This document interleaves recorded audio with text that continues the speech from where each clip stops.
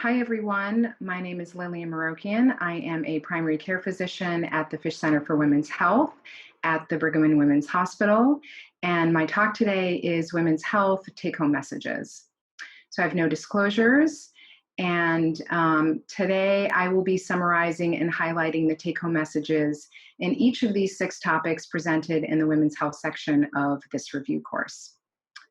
So topic number 1 is menstrual irregularities and amenorrhea. So primary amenorrhea, so this is the absence of menses by the age of 16. Secondary amenorrhea is the absence of menses for at least 3 months in women who have had normal menarche. For primary amenorrhea, there's a higher incidence of genetic and anatomic abnormalities. For secondary amenorrhea, hypothalamic causes account for about 36%, and second to that is PCOS at 30%. General etiologies include pregnancy, uterine outflow tract disorders, and ovulatory disorders. And evaluation, so labs to think about include beta-HCG, FSH, prolactin, and TSH. So the other thing to think about here is, does this patient need a brain MRI as part of their evaluation?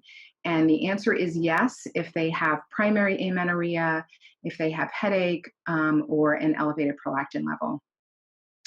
And the other is bone density. So in which patients who have amenorrhea do we obtain a bone density? And this is in patients who have more than 6 months of amenorrhea. So hypothalamic amenorrhea. So the etiologies here are women who are excess exercisers, have had a lot of weight loss, are under a lot of stress, both either psychological or physical, eating disorder patients. And in general, it is energy output is greater than energy input. Treatment really targets the etiology of their amenorrhea. So it's, having them gain weight, having them reduce exercise. And then really giving back estrogen to these women, so in the form of oral contraceptives or hormone replacement therapy. Calcium and vitamin D supports bone health. So primary ovarian insufficiency. So this is a woman or a patient with amenorrhea who is under the age of 40, and you check an FSH and it is very elevated. So the etiologies of POI are in several. So genetic etiologies, autoimmune etiologies, and then as a consequence of chemo or radiation therapy. So diagnostics really are dependent on what you think the cause is. So karyotype if you're suspecting Turner's, and then you can do Fragile X premutation screens for patients who you suspect Fragile X, antithyroid or anti-adrenal antibodies for autoimmune causes. And the mainstay of therapy in these women is hormone replacement therapy. So that or oral contraceptives, and again, supporting bone health with calcium and vitamin D. So PCOS, so polycystic ovarian syndrome. So about 4.7 to 6.8 patients, sorry, can I do this? Let me start one more. Okay. So PCOS, polycystic ovarian syndrome. So 5 to 7% of women have PCOS. It is the most common cause of female infertility, accounting for 50 to 60%. It is the most common endocrinopathy in young women. And how do we diagnose PCOS? So there's 2 definitions, NIH and Rotterdam. For NIH, you want to have all of the following. So oligomenorrhea at less than 9 menses per year, hyperandrogenism, either clinical or biochemical, and then exclusion of other diseases as I've listed.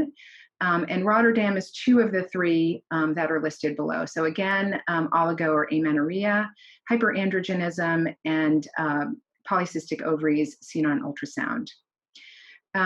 So for treatment, this really targets the clinical manifestations. So weight loss for these patients, definitely. Hormonal therapy like birth control pills or progesterone to treat or prevent the prolonged anovulation in these women. spironolactone or laser hair removal for the hirsutism, metformin for insulin resistance, also, for insulin resistance, encouraging weight loss, and also evaluating these patients with insulin resistance, checking blood pressure and their lipid panels. For the infertility, a referral to GYN or reproductive endocrinology. Okay, so next topic is contraception. So this chart outlines the failure rate of various types of contraception. This is the failure rate in 1 year, and it compares typical use and perfect use. So most notable here is the types outlined in yellow, which includes the barrier methods, hormonal contraception, including pill, patch, and ring. And the effectiveness of these methods really depends on correct and consistent use. As you can see that the typical use failure rates in these patients are much higher than perfect use. And in contrast, in green, we have IUDs and Nexplanon, and really the failure rates are comparable because these are not user dependent. So more on IUDs. And this is a list really of the benefits of IUDs and supports why IUDs have come into favor. So IUDs are immediately effective and the patient can forget about it. They have a high patient satisfaction rate. It is available for women of all reproductive ages, regardless of parity. You can use IUDs in women who have hypertension, who have complicated migraines. So in those patients, we're not able to use combined hormonal contraception, but we can consider the hormonal or non-hormonal IUDs or Nexplanon. IUDs are the first line in adolescence. They can be inserted immediately after an abortion, a miscarriage, or a vaginal delivery. And copper T can be used as emergency contraception. So if it's inserted within 5 days of unprotected intercourse, it can be used as emergency contraception.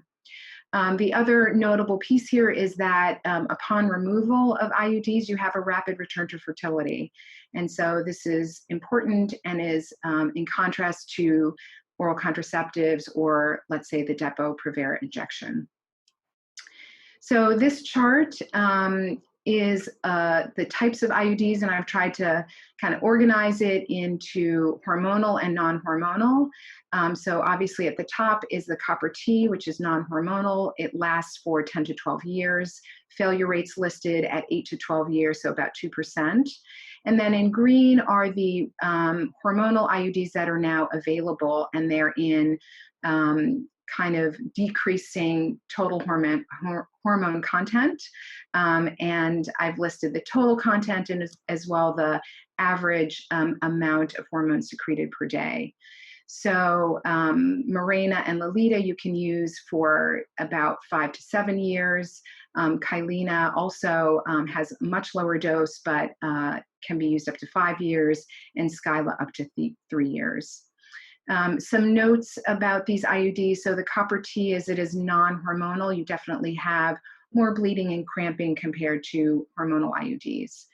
Hormonal IUDs have a higher chance of amenorrhea with the higher doses. So Mirena Lolita will more likely result in amenorrhea compared to Kylena and Skyla. And then in these hormonal IUDs, 10% of women will complain of changes in mood, acne, headache, or breast pain. But these do not cause weight gain. All right, and some things to consider. So when do we start contraception? So this is any time in the menstrual cycle if you are reasonably certain that the patient is not pregnant. So what does reasonable certainty mean? This means that it is within 7 days from the start of their menstrual cycle. They've not had any intercourse since the last menses, or they're using another reliable form of contraception, and you're switching, let's say, from the pill to the IUD.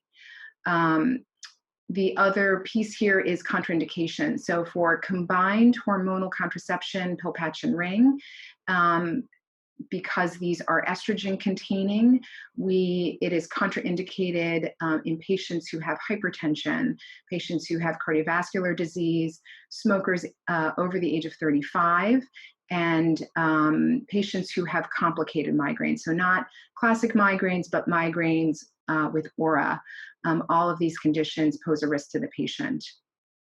And then for IUDs, obviously, we're not putting them in a patient who has a current pregnancy, who has current PID, who has an untreated STI, or, of course, patients with cervical cancer, breast cancer, or other uterine anatomic anomalies.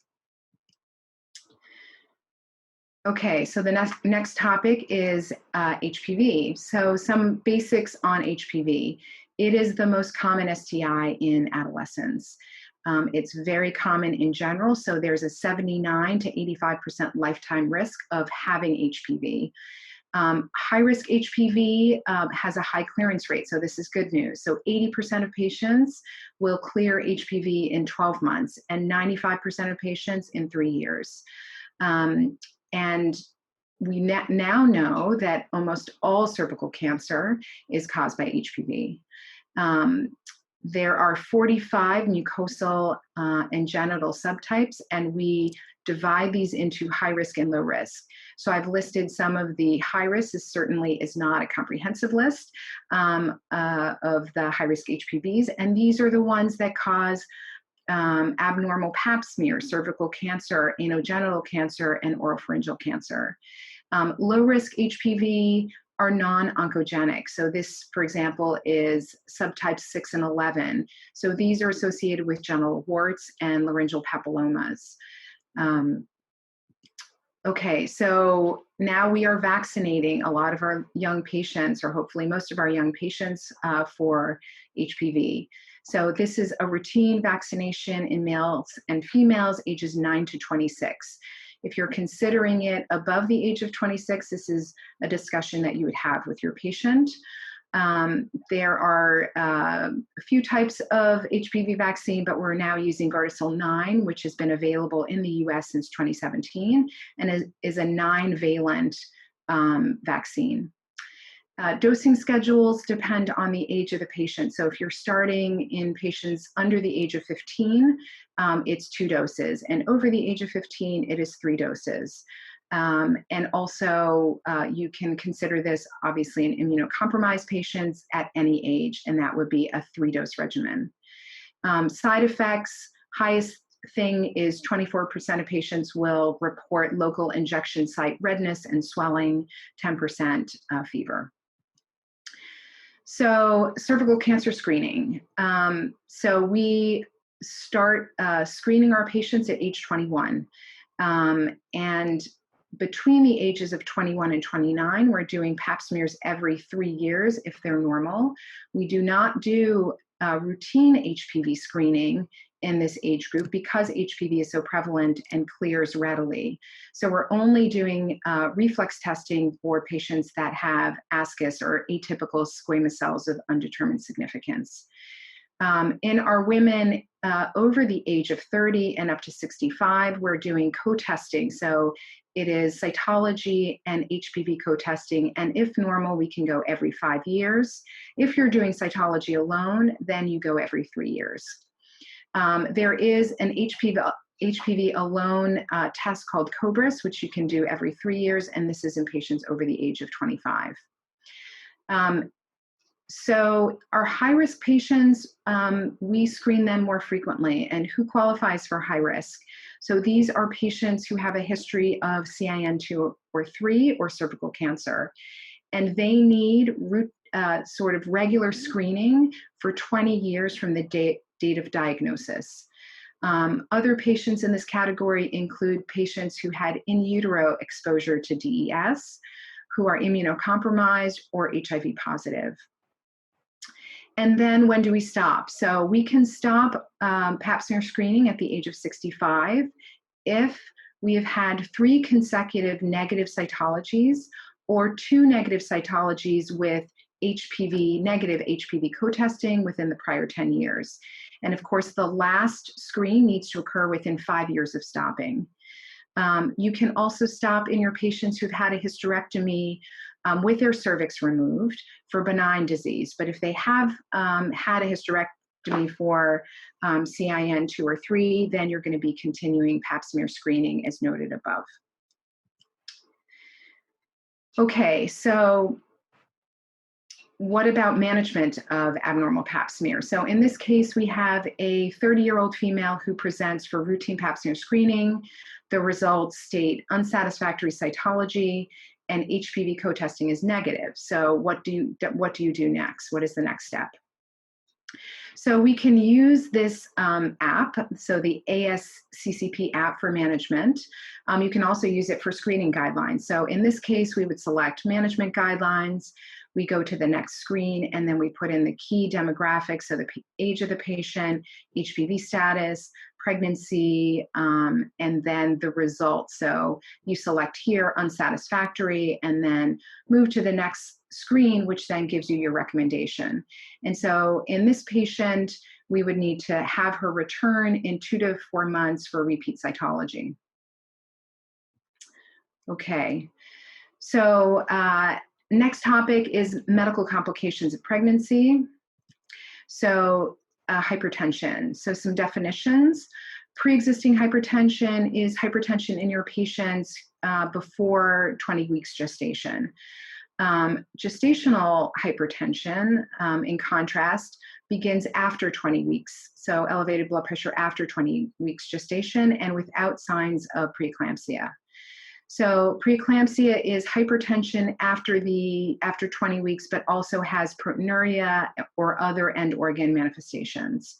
And then superimposed preeclampsia is preeclampsia that begins in your patient who has preexisting hypertension. The risk of this is if your hypertensive patient has been hypertensive for greater than 4 years or has not had well-controlled blood pressure, so diastolics greater than 100. So for blood pressure goals are higher in our pregnant patients than in our non-pregnant patients. And so for systolic blood pressure goals, your target is 120 to 160 and diastolic is 80 to 110. For treatment, you definitely want to stop ACE inhibitors and angiotensin receptor blockers in your patients with pre-existing hypertension prior to conception due to fetal risk. When you are treating a pregnant patient for hypertension, first-line therapy is the alpha blockers or calcium channel blockers. So labetalol is very commonly used and nifedipine. Methyl-dopa used to be used and now is less favored due to efficacy and side effect issues. Okay, so diabetes. So diabetes in our pregnant patients.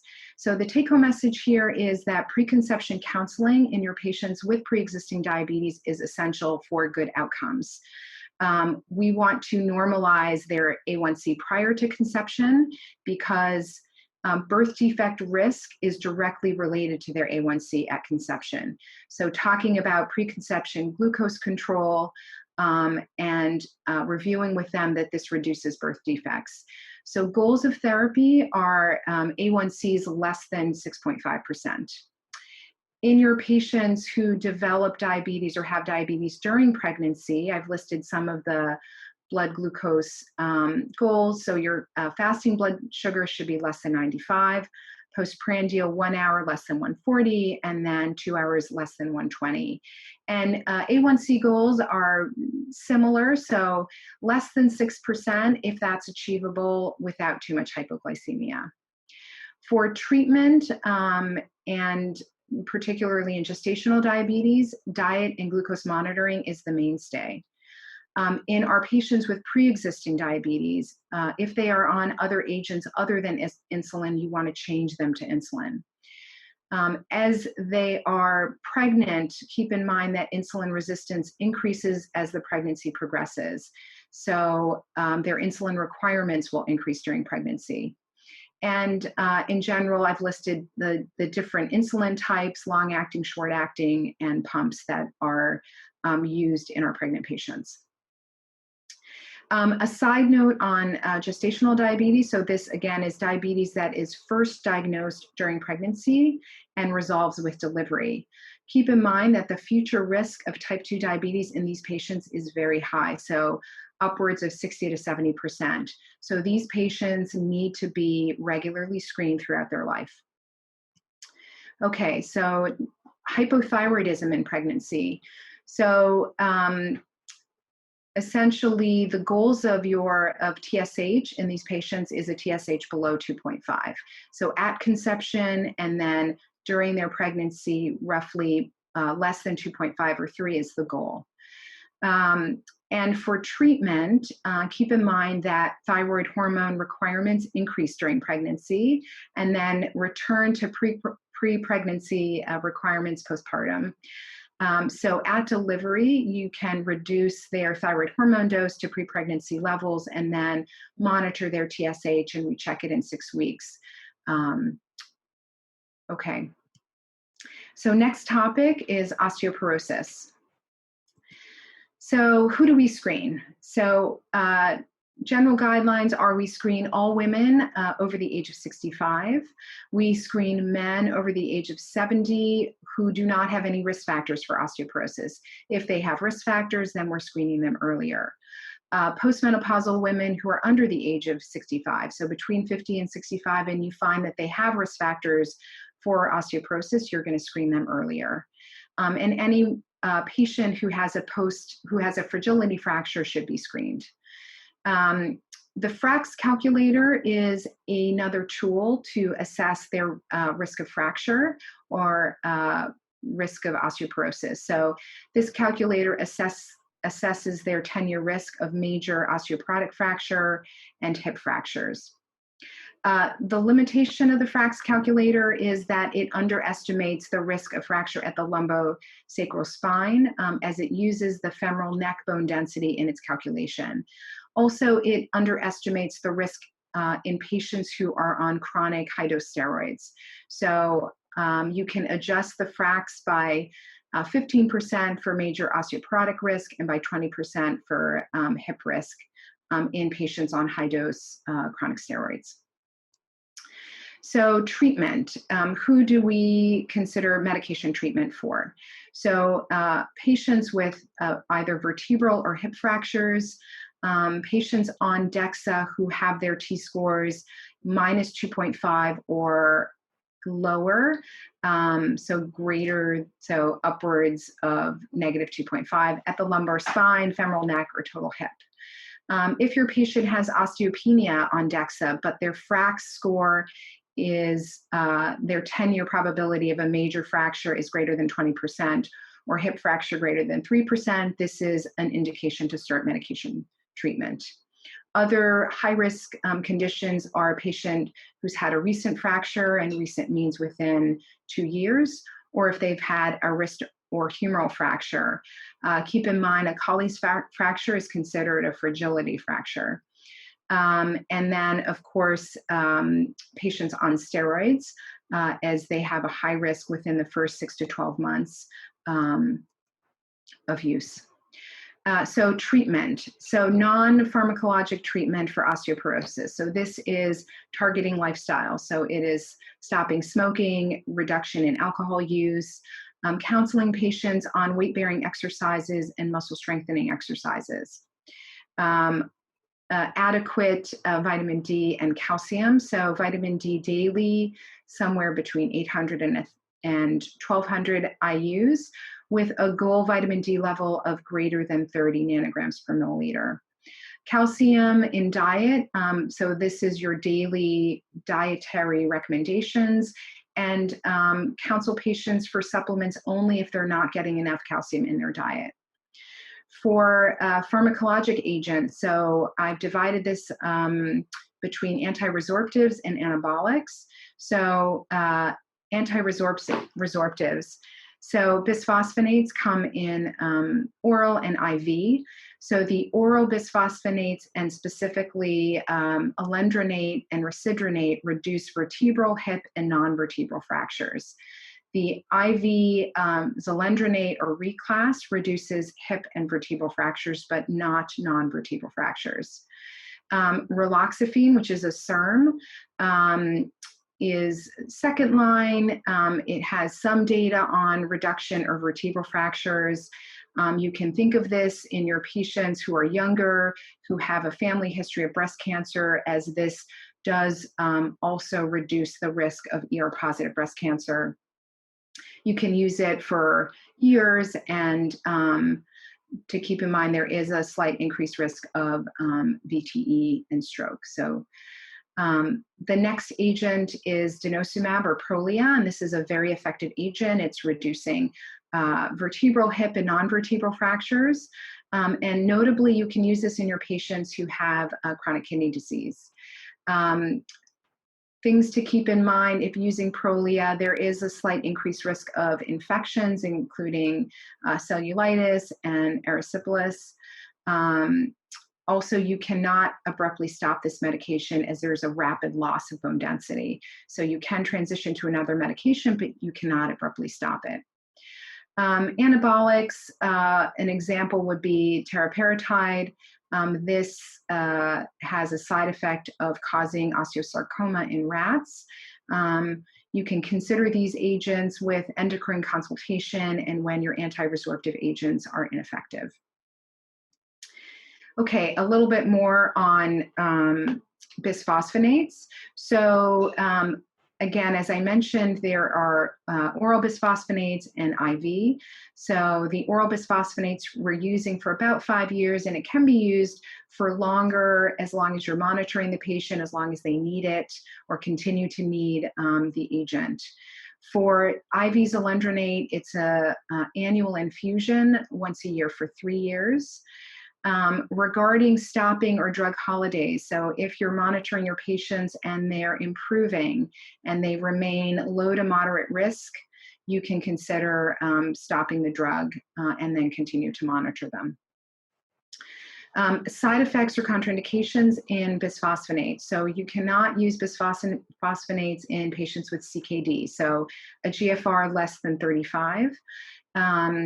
They do cause, so the oral bisphosphonates cause GI irritation, so keep that in mind.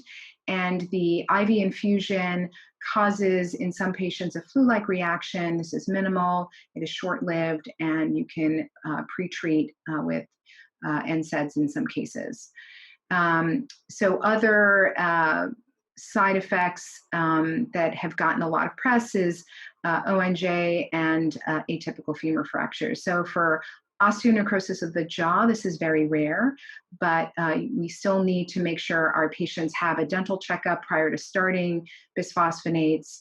And if your patient is planning an implant or extraction, then you want to delay the start of the medication until they are done. Atypical femur fractures, really in patients who have used less than 5 years of bisphosphonate, the risk is very low. So I think less than 1%. And also prior to the fracture, 70% of patients will have an aching sensation in the upper femur. So always screening your patients who are on bisphosphonates for this symptom. Okay, so next is menopause. Some definitions and symptoms. And so for age of onset, natural menopause is that which occurs in a woman over the age of 45. So menopause over the age of 45. And in the US, the average age is about 51 and a half. Early menopause is menopause that occurs in your patient between the ages of 40 and 45. And then, as we spoke about earlier, primary ovarian insufficiency is menopause that occurs before the age of 40. There's also surgical menopause to consider. Symptoms, very common, 70 to 80% of women will report symptoms. I've kind of listed them between genitourinary symptoms and vasomotor symptoms. So for GSM, this is a chronic and progressive condition without treatment. It encompasses the changes in the vagina, vulva, and bladder during menopause and results in vaginal dryness, dyspareunia, decreased lubrication, and then a lot of urinary symptoms, including dysuria, stress urinary incontinence, and recurrent UTI. Vasomotor symptoms obviously are hot flashes, night sweats, and as a consequence, poor sleep. So a little bit more on management, and so management of the genitourinary syndrome of menopause. Really, the most effective thing here is vaginal estrogen. So vaginal estrogen comes in the form of cream and rings and inserts. The vaginal estrogen is safe and effective. We are not seeing any increased risk of breast cancer, cardiovascular disease, or DVT-PE. And a note on our breast cancer patients, so non-hormonal options remain first line. You can discuss with the breast oncologist regarding the safety or possibility of using vaginal estrogens, but really you want to exhaust the non-hormonal options first. So those include lubricants and moisturizers, pelvic floor PT for stress urinary incontinence, dilators. There is ospemifene, which is a SERM that was approved for treatment of dyspareunia, but does have some reported side effects. Vaginal laser and radiofrequency ablation is a bit newer, and then vaginal DHEA. So management of vasomotor symptoms.